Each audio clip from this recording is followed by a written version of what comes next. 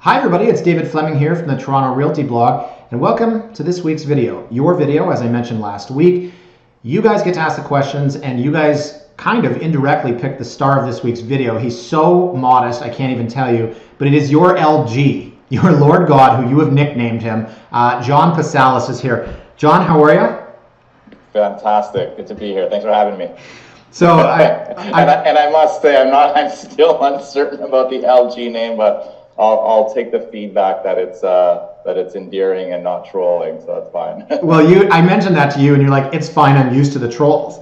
And I was like, "John, I'm serious. They're not trolling you." So they're as you know, I've got a pretty good readership, and they're loyal. I think that they're very, inoffensive, and I mentioned that last week, and they were kind of like, well, let's keep it cleaner.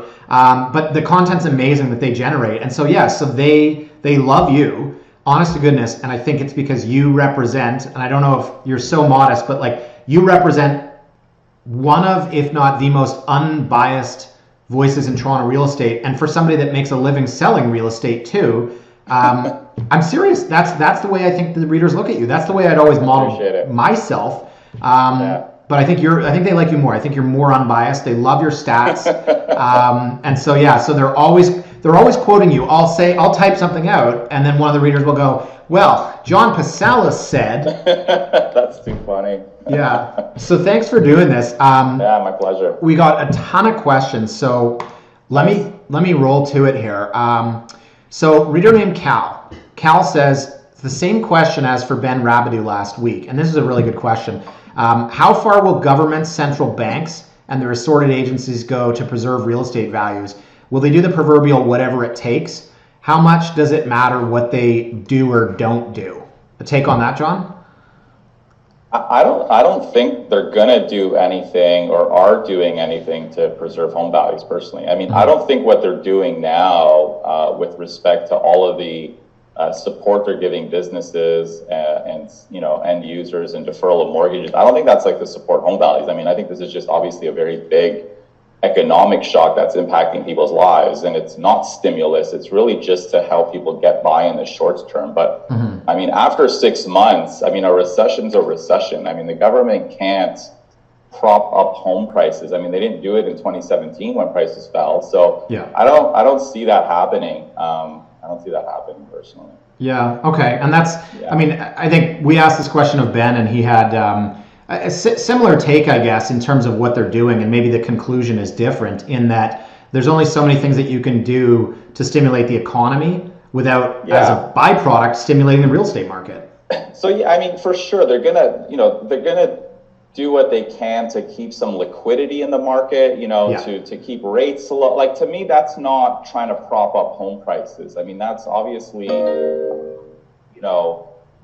Bank of Canada, the federal government obviously have an interest in getting out of a recession. They don't want us to be, in a deep recession for 4 or 5 quarters. So what they're going to do to sort of stimulate the economy might, obviously stimulate home prices, home values, in the sense that, they've been taking a very tight approach to credit over the past, say, 3-4 years. And maybe that loosens up, and they start, relaxing the stress test. But I don't think that's necessarily with the intent to just prop up prices, more so to kind of just, prevent a complete collapse, which is also not good economically, and try to stimulate some demand if there isn't any. But again, I don't know how far they're going to go with that. I think we'd have to see, things turn pretty bad for them to start doing those types of things. Yeah, I mean, it's all linked together. I think, as you know, the readership is comprised of people that consider themselves bears, people that consider themselves bulls. Some people are invested in real estate, want to see the market go. Some people are sitting on the sidelines saying, one reader said that he invested a ton of money in the stock market at the end of March. It's up 25%, and he said this is a once in 10-year opportunity. I think that some people are hoping, dreaming that happens here in the Toronto real estate market, and that's why we're getting questions like this. Wow. Yeah. I know. Well, save that thought, because that's going to play off of a couple other questions people are asking. So next question is from Morty Weinberg. So they're good for Morty for putting his name on it. He's a real estate agent. I have a lot of readers who are agents. They don't always put their name to things. So Morty says, and here's one of those speculation questions that Ben didn't want to necessarily answer, but if someone needs to sell a low-end condo in downtown Toronto, any other house or condo, it could be sold anytime between now and June of 2021. When do you think they would get the best price? And so a couple follow-up questions here. What if it needs to sell by December 2020? What if it's vacant and although the sellers can wait, they have to cover the costs, get a new tenant, and sell a tenanted property? So this is one of those speculation questions, I guess. He's given us now and June of 2021. What do you think? I think the challenge with these obviously is no one knows where home prices are going to be by June 2021, right? And I think the best way of thinking about these is to assess the potential scenarios, right? And so what is the bullish scenario look like, right? Mm-hmm. And I think for most people, the bullish scenario is not home prices are going to be 10% higher a year from now. Yeah. I think the bullish outlook is they're flat or they're like single digits positive, right? Okay. Not double digits.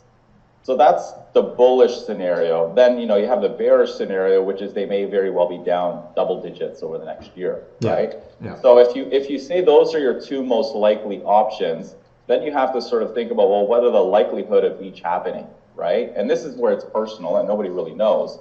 But if you tend to lean towards the more likely scenario is the bearish one, well, then you're better off, right? Even if you're... Sorry, Sean. This is what's happening when we work from home. Sorry, you were saying that tending towards the bearish scenario. Yeah, so if you tend to lean towards the bearish narrative that, the prices might be down, obviously the obvious answer is you should be selling sooner rather than later, right?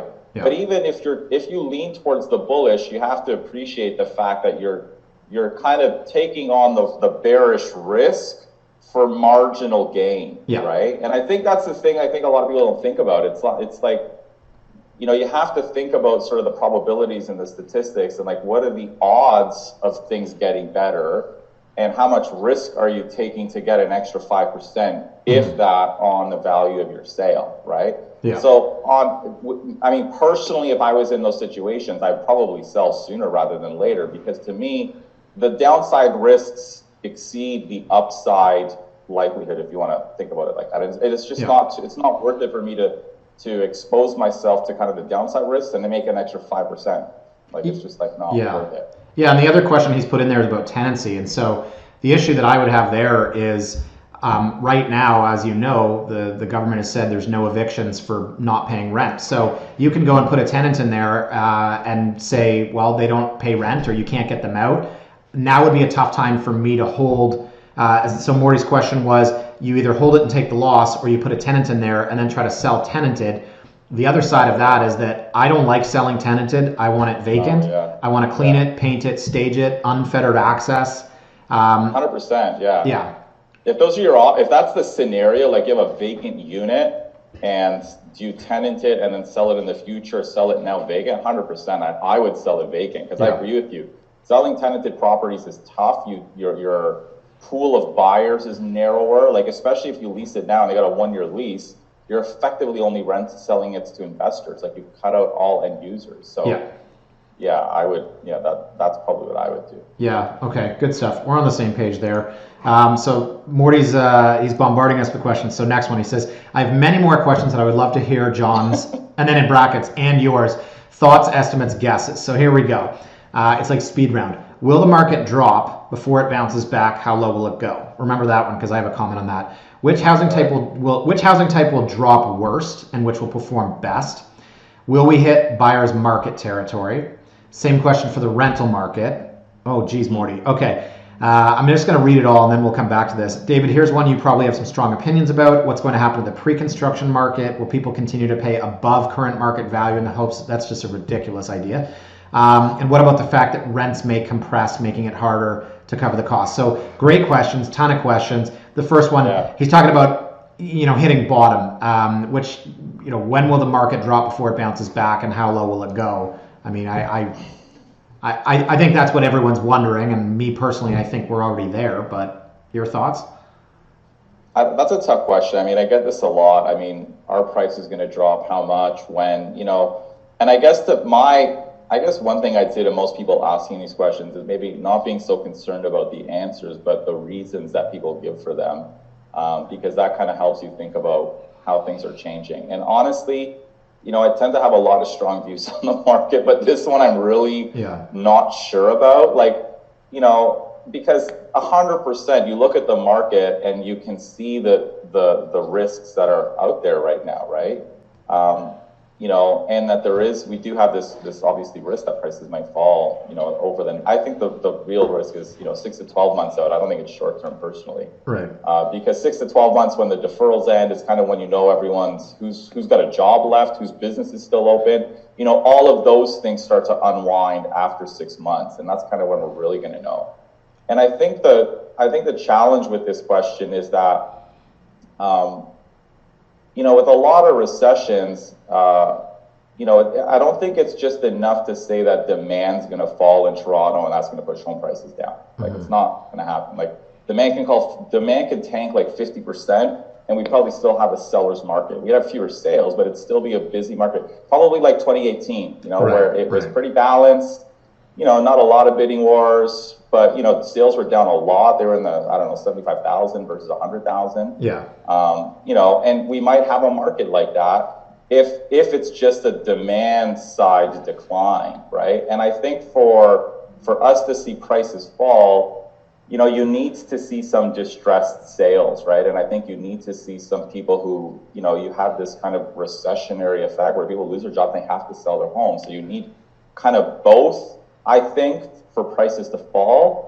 And of course, there's the whole element of sort of the mood and the psychology of the market. I mean, if people start feeling more anxious and fearful, this is why it's impossible to predict what's going to happen in 6 to 12 months, because we don't know how many jobs are going to be back. We don't know how many sellers are going to be distressed, how much equity they have in their homes, and we don't know sort of the mood of the market, right? But 100% there's the downside risk. But I also, and I think a lot of people on Twitter don't like this, but I do think that there's a possibility that it's not as bearish, And again, I've been a lot of, when they introduced the B20 stress test in 2018, I was like, there's no chance we're going to survive this. You're cutting everyone's budget by 20%. In no logical world would you say that's going to have no impact in the market. Yeah. But it kind of had no impact on the market. If you actually look at prices, they followed the same sluggish momentum we had in late 2017 after the market tanked, because all the declines happened in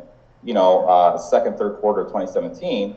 And then we kind of just stayed on that trajectory, which to me means had they not introduced B20, the market probably would have taken off in 2018. Right. But again, it's not intuitive. You look at the market, you're they're putting in all this credit, tightening credit so much. Well, that should kind of cool the market, but it kind of didn't, Yeah. And I'm not saying that's going to happen in the GTA. I think I'm just saying that if, we don't know how bad it's going to be. And there is potentially this scenario where, prices are, I don't know, flat-ish or down slightly. It's not, I know, and it's tough to predict, obviously. And that's kind of where I'm just kind of open to both, and you just have to see how things are evolving. Yeah, and I think you're kind of saying the same thing Ben said, which is it really depends on who's asking and why. And you raise a great point there. What are the reasons? So if people right now are sitting on the sidelines with $100,000 in cash, they can put 20% down on a $500,000 condo. Obviously, they want to know, am I going to pay less in the future? But for anyone that's invested in real estate, it's your primary residence, you live there. I mean, I'm in a 40-year house right now. I honestly do not care what happens with the market. But all of these people asking, I think that very few of them are actually asking because they're going to make a move. I think it's just the hot topic. I really do. Yeah. I mean, I think everyone's worried about prices falling, right? I mean, I think if you're looking at buying, listen, I appreciate the anxiety for home buyers because, with home buyers, of course, the fear is, am I buying just before prices fall? Yeah. Right? Yeah. And, I think for a lot of people, they don't want to be that person who does that. They don't want to be it personally because they'll feel like they made a bad mistake. Mm-hmm. Socially, everyone's gonna, know they bought at the peak. Yeah. But at the end of the day, you really can't time these things that well. Yeah. And it's impossible to know. And that's kind of where I don't really sweat it personally. I mean, if I'm buying a house for 20 years, I couldn't care if it drops the year after I buy it, because that's not going to matter in 20 years, truly. And then not to say I'm just going to go out and spend anything on any house. You're going to be prudent and do your research, and but yeah, I mean, these things aren't predictable, and that's why I personally don't sweat them that much. Okay, and so what about pre-construction? There was some questions on that. It was a loaded question there. Do you think people will continue to pay more for pre-construction, which, if you've ever heard my thoughts over the last 15 years, it's insane that people will pay more. But what do you think about pre-construction? I don't sell it, so I don't have a lot of insights on it. Yeah, I mean, I think we tend to have a very similar view of pre-construction. Yeah.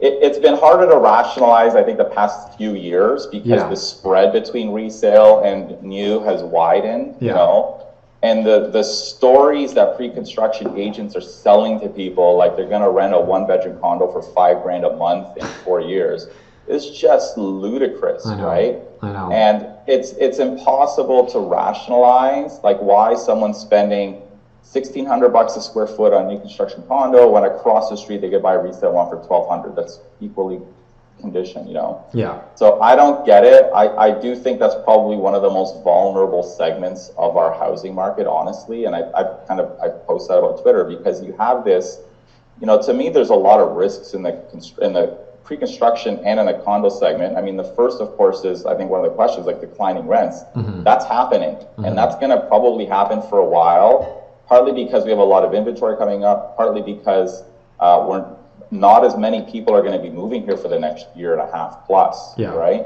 And that's been a big part of rental demand.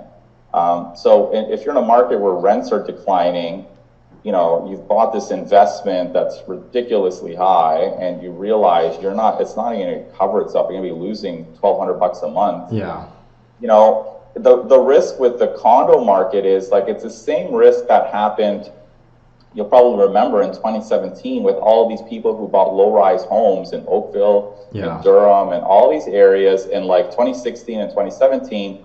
And then by the time they were going to close on them in late 2017 or summer, the home was worth 20% less than what they paid for it, right? And they just couldn't close, right? And that's my concern with pre-construction. It's it doesn't, it assumes it all works well if prices keep going up. Yeah. But if resale prices flatten, which is probably the likely story over the next year and a half at least, then suddenly the formula of pre-construction doesn't really work so well. And then if you've paid 20+% or 30% more than resale and you're closing on your condo and it's not worth what you paid for it, how are people going to close? And I think that's kind of I think that's not a risk for this year. I think that's probably 2021 or 2022, because a lot of the people who are closing now bought, in 2015, right? And they got low prices. It's really kind of around, I think 2016, 2017, where you saw this hockey stick type growth in condo prices. Yeah, for sure. Condo prices.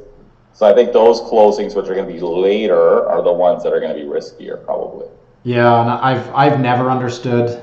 When I started in 2004, and I've made this point a million times, so it sounds a little boring to some of the readers that have seen it over and over. But you'd walk into a sales center and they're asking $200 a foot. Resale is $300 a foot, and it made sense, right? Sure, I'm getting 100%. A discount. I did not understand the day, and I can't remember when it was, maybe in the mid 2000s. When it's $600 a foot for pre-construction, $600 a foot for resale. I'm why am I going to take on the risk that it's canceled or that there's material changes or defects, etc. But to your point, to go and pay $1,600 in pre-construction in King West right now, I never understood it, and I don't understand. Yeah. I guess, I don't know, I want to throw the agents under the bus, the agents that are, if I sell 30 of these, I get a Mercedes. That's the kind of stuff developers are offering. That's got to raise a red flag to some people. At least it should.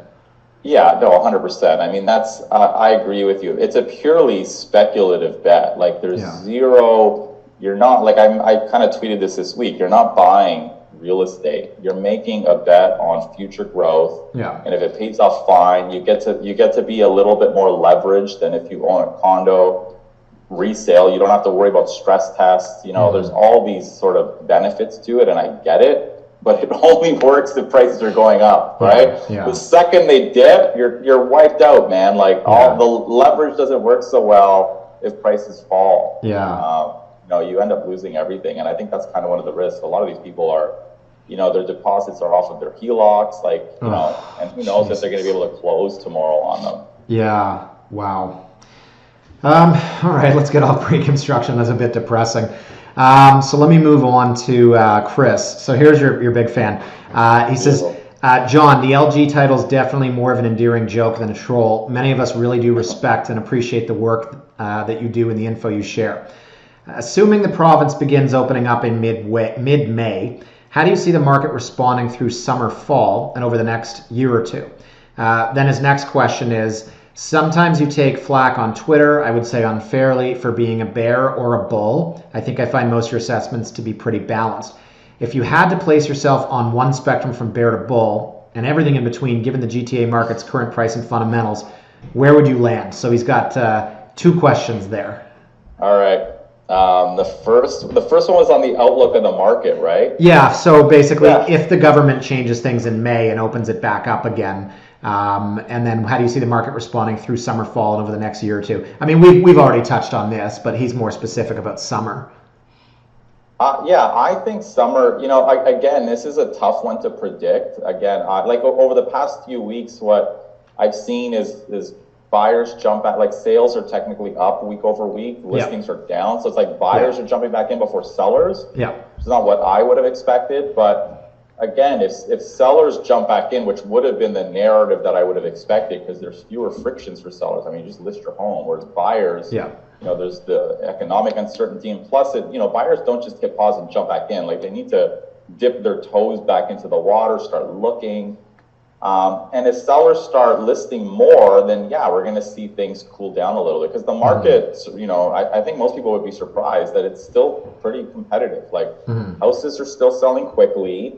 It's, there's still bidding wars on homes. There's still fully offers on homes. I mean, it's obviously not like late February, but this is not a buyer's market in the GTA. Yeah. And I think most people would be surprised by that. But again, a lot of that's just because listings have been low. So it's, again, one of those things that are so impossible to know, because like this question that he's asked is effectively like trying to predict the behavior of thousands of people. Are thousands of sellers going to want to list their property quickly to kind of sell it now that they can if they're anxious about it falling? Are buyers going to rush in because they see value now, or are they going to hold back because they're worried that price might fall? And I think this is one of the things that makes real estate or analyzing it or trying to forecast it hard, because there's this entire human element to it that is just so hard to predict. You're trying to predict how people behave. So. Yeah, I agree. But it could very well, I mean, my instinct is it's probably going to be pretty balanced. Like, I'm not expecting the market to tank. I'm not expecting it to be like 1 month of inventory and 20 offers on homes again. Yeah. Like, I think it might be kind of like it is now, but you might see more sales and more listings happening at like a proportional rate, where it's probably going to stay relatively balanced, is my instinct. Okay. And then, so he wants to know, and I guess this is what everyone would want to know, are you a bear or are you a bull? Or are you're a realist? That's what I always say. I think I confuse people, because I mean, I appreciate sometimes I come off as bullish and sometimes I come off as bearish. I mean, I'll be honest, I don't love either label, because I feel like, if you're bullish, you're like a pre-construction agent who's selling units at $1,800 a square foot because prices go up forever and you can rent them for $5,000 a month in 4 years. Like, it's idiotic, right? Yeah. So like that's the bull, and then the bear is kind of like the people who've been talking about a bubble for 15 years. So those are two pretty big extremes, right? So I think the best way, I think there's two things I would say to that. I think the best thing is that personally, I'm always both a bull and a bear. If you think about what we're talking about the likelihood of prices falling and rising. So it's just like it's like a probability distribution, right? So if you think about it like a bell curve being a probability distribution, if a normal bell curve is like prices going up 2%, so really balanced, well, sometimes like that distribution skewed, so you're leaning towards the bulls because the market's booming, and sometimes you end up tipping towards the bears because it looks like prices are going to fall. So I guess I always have both, and I'm just trying to figure out where we're going. But on top of that, there's this kind of,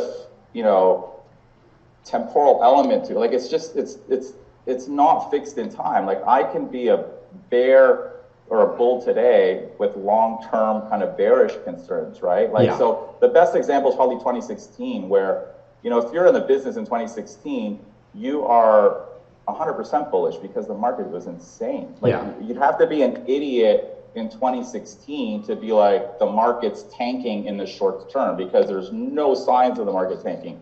But it didn't change the fact that even though my outlook was bullish short term, because that's just what it was, that most people in our industry were concerned about the market especially when it started going up like 20-30%. So long-term horizon, you could be a little bit bearish and concerned about sort of the fundamentals and the risk. And that's kind of the best way, I think, to think about it, that there's different time horizons into your sort of probability distribution, if you will. And in the short term, you could be bullish, but long-term bearish if things don't look good to you, right? Yeah. And I guess and right now, to be honest with you, I'm like in the middle. Like I honestly don't know. And that's kind of what I was saying earlier. Like both the bearish and, with the bullish being neutral, meaning like not a lot of growth, to me that's kind of the bullish scenario. Both are possible, and I honestly have no idea which way it's going to go. It's so hard to predict. And so I'm like, this is kind of one of the few times where I'm on the fence. I just don't know. I think what it's going to be like in 6 to 12 months. I think most of us are in that camp. I kind of laugh when you say the bull is the one pushing pre-construction at 1600. Like, they're not bulls. Those guys are just crooks. Like and I'm sorry, like I know people got to make a living, but my God, if people are out there saying like we're going to 2,300 a foot in the next 4 years, then I don't want to be a bear. So here's a fun one. So we had this game, and it started with the two regular readers saying we all need to get like some sort of stat, and we all need to put our name to it. And then I suggested the stat was going to be the average home price in Toronto. And a straight up average GTA home price was $910,000 and change in February. And we knew it was going to drop in March, and it's probably going to drop again in April. When is the next time that number is above 910,000? So before you answer, I'll tell you this. My first guess was I said it'll be the fall, because I thought, this is going to blow over. And then obviously like COVID was a lot worse. On the other end of the spectrum, I have people saying it'll be in the mid 2030s, which is insane. And then somebody the other day said it never adjusted for inflation. So you talk about bulls and bears, there are people all over the place. And again, it's, we're speculating, but I revised my guess to say probably spring of 2021. What do you think? Any guess? Because I know that's a year from now. Yeah, I think a year from now, you're right. Like you said, 6 to 12 months is when we really get a sense of where things are. But I am middle ground now, but medium term, I'm bullish still. So one of the readers is keeping tabs on this. He's got a checklist somewhere, and he's putting all of our names to it. I don't know if I would say a year from now. Like one of my bearish concerns is, obviously we talked about the condo market, but also, if we go into sort of this prolonged slowdown, my feeling is one of the most vulnerable segments of the market is probably the high end. Yeah. Right. And I say that because I think there's this misconception about, who like the most vulnerable. A lot of times people are like, well, it's a first time buyer. They have 5% down. Their mortgage is 4.5 times their income. But, if you kind of work in this business and you look at what people do and you talk to private lenders, the first time buyer is not the most leveraged. The most leveraged usually is the guy who's owned his home for 10 years. It's significantly worth more than he could afford today. Right. He's got $1 million mortgage on it, and the banks basically say, well, that's the most you qualify for on your income, but your home's worth $2 million. And the guy's like, well, I got equity. I want to take money out of it. So where do they go? When the bank says you're maxed out on your debt, well, we'll go to a private lender. And the private lender will lend them 100 or 200, 300 grand because it's, 60, 70% loan to value. Yeah. They don't care if his income supports it. So it's this pool of people whose debt is significantly above 4.5 times their income. And I think it's those people who are probably more vulnerable to a recession. So if we buy this, I mean, this is just a theory, obviously, but if we buy it and we do hit a slowdown in 6 to 12 months, I mean, I think it's going to be disproportionately in the high end. And I think that's kind of why I don't know if we're gonna be that high in the short term, maybe in 2 years, but if we do see a decline in the high end, I mean, of course, that's going to pull everything down, right? Because those numbers are obviously skewing the averages a little bit. So I would maybe, if I had to pick a number, maybe a year after you, if that. Okay. Well, I love your answer because I actually wrote the same thing, which is that with a massive decline in luxury home sales, because I think the people that can afford to sit are going to sit, that'll bring down the average. So you kind of echoed what I said, which I love when we're on the same page. And then so Chris, who's watching this now, you put John down for March or April or May of 2022. Okay, so let's go to Francesca. She said, continuing on what Chris is asking, seeing that the spring of 2020 market will be greatly impacted by the time everything opens up again, will the summer of 2020 be more active than usual? So, and she's gone away, I'll leave this up so the readers can see the rest of the question. She's talking about it being a buyer's summer market, remaining a seller's market. She's saying summer's usually slow with people going away, asking about whether it will rebound in the fall, whether or not the cycle of real estate will be impacted by the psychological effects. So it's an interesting question. So basically, sorry, Francesca, I don't want to put words in your mouth, but basically saying, is it possible that the summer will replace what we lost in the spring in terms of volume? Listen, that's 100% a pause. Like, you could see a boom in demand. And I think this is where, like, the bears have a different lens because they don't talk to people on the ground. Yeah. And for sure, there are these pools of buyers who have hit pause, right? But then there's this other segment of buyer who are active and are looking at this market and thinking, well, this is amazing. Like, I don't have to compete with 20 people anymore. You mean like offers are anytime? This is fantastic, right? Yeah. So 100%, like, that's like, and I don't think they're necessarily like worried about timing the market or getting like the perfect price or things tanking. They just need a home. Like, they're getting married or they got married, or they had a kid. They're in this period in their life where they just need to buy a home for whatever reason. And the idea that they can buy one without 20 people competing for it is fantastic. Yeah. Right? Yeah. And so that is, again, where there is this bullet, like the side to me was like, yeah, I can see demand picking up this summer and the market being busier than I would have expected. If you get people that are like this and they see the market and they're like, it's balanced, it's not crazy. And of course, like, if too many people do that, you end up with bidding wars again. Yeah. But again, this is kind of, again, what, I mean, it could very well lead people back into the market and you could end up having a very busy summer. Because again, we're starting to see that already. It's like, because we have a lot of online traffic on our website, we can see sort of inquiries. Like, for 3 weeks after mid-March, it was like crickets. It was like so slow, like 0 people were interested in any houses. And then all of a sudden, you start to get these inquiries. I want to see this house. Or tell me about this house. I need to buy a house. Can we meet up? And to me, these are leading indicators, right? Like, when people start asking again, they're getting active into the market, and it's very possible that people might start jumping in and taking advantage of a market that's not as competitive as the one that they were competing in 3 months ago. Yeah. So it's very possible that might happen. Okay. Again, I kind of thought, initially I had thought that was for sure.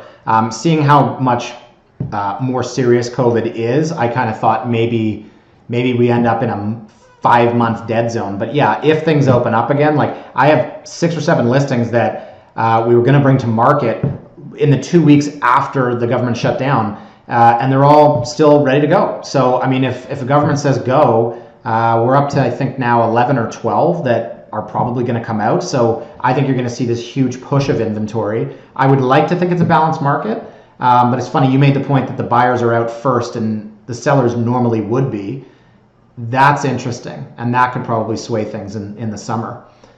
Hey folks, I think we're going to end it there just for now. I promise we will be back on Wednesday, more of myself and John Pasalis and our interview. Well, really it's your interview, the readers, and your questions. Thanks for watching. See you on Wednesday.